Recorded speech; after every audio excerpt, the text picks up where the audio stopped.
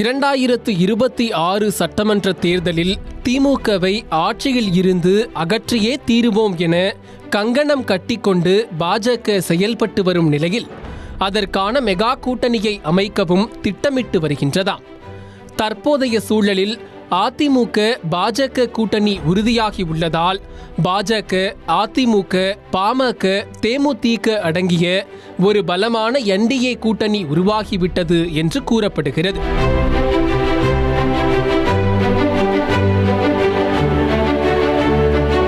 இது வலிமையான கூட்டணியாக தெரிந்தாலும் இந்த கூட்டணி மட்டுமே திமுகவை அவ்வளவு எளிதில் வீழ்த்திவிட முடியாது என பாஜக நினைக்கிறதாம்.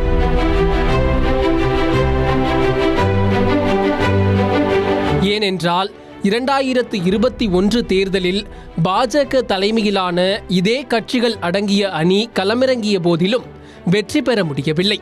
இதற்கிடையே தற்போது விஜயும் களமிறங்கி தன் பங்கிற்கு வாக்குகளை பிரிக்க காத்திருக்கிறார்.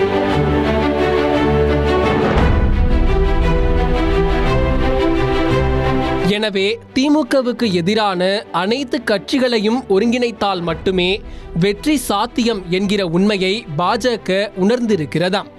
தற்போதைய சூழலில் அதிமுகவுக்கு 21% வாக்குகளும், பாஜக கூட்டணிக்கு 18% வாக்குகளும் என மொத்தம் 39% வாக்குகள் உள்ளன. இன்னும் 10% வாக்குகள் கிடைத்தால் 2026 ஆட்சியை பிடித்துவிடலாம் என கணக்கு போடும் பாஜக, நாம் தமிழர் கட்சியையும் வளைத்து போட்டால் மட்டுமே வேலைக்காகும் என்று கருதுவதாக கமலாலய வட்டாரங்கள் தெரிவிக்கின்றன.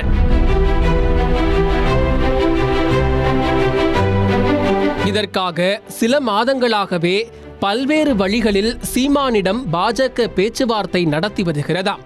குறிப்பாக ரஜினி சீமான் சந்திப்பின் போதே உங்க பின்னாடி அவ்வளவு யங்ஸ்டர்ஸ் இருக்காங்க, அவங்களோட எனர்ஜியை வேஸ்ட் பண்ணிடக்கூடாது, ஒரே ஆளாக மேடையில் பேசி பேசி கட்சியை கஷ்டப்பட்டு வளர்த்திருக்கீங்க, கூட்டணி வச்சா மட்டும்தான் அதற்கான பலனை நீங்க அறுவடை செய்ய முடியும் என சீமானிடம் ரஜினி கோடிட்டு காட்டினாராம்.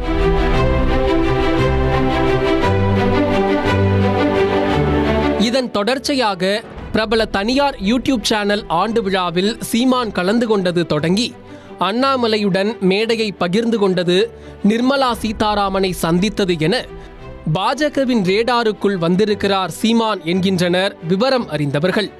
மேலும் சங்கி என்றால் நண்பன் என்று சொன்னதில் தொடங்கி ஹெச் ராஜாவை அறிஞர் என்றது, மோடிக்கு எதிராக எந்த கருத்துக்களையும் கூறாமல் அவரை புகழ்ந்து பேசுவது என பாஜக தூண்டிலில் சீமான் சிக்கிவிட்டார் என்றே கூறப்படுகிறது.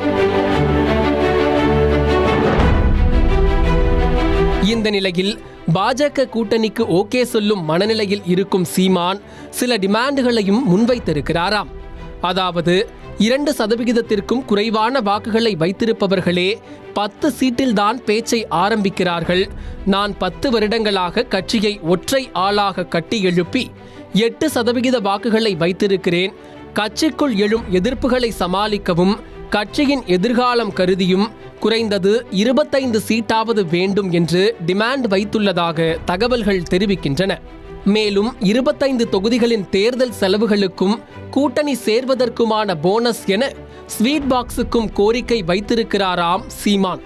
அதே வேளையில் கூட்டணிக்கு ஓகே, யாரை முதல்வர் வேட்பாளராக முன்னிறுத்த போகிறீர்கள், ஆட்சி அதிகாரத்தில் நாதகவிற்கு பங்கு கிடைக்குமா என்று கூட்டணியில் சேராமல் தவிர்ப்பதற்காகவே சில டிமாண்டுகளையும் சீமான் முன்வைத்திருப்பதாக கூறப்படுகிறது.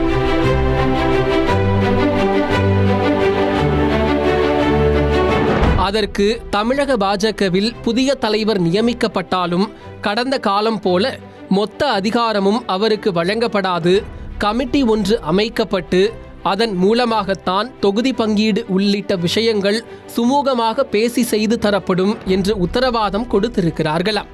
இதையடுத்து கட்சி நிர்வாகிகளின் வரிசை கட்டும் ராஜினாமா, நாதகவை காலி செய்ய காத்திருக்கும் திமுக, வில்லனாக வந்து நிற்கும் விஜய், கட்சியின் எதிர்காலம், அதிகாரத்திற்கு வருவது என தற்போதைய சூழலில் சீமான் பாஜக கூட்டணியில் ஐக்கியமாகவே அதிக வாய்ப்பிருப்பதாக கூறப்படுகிறது.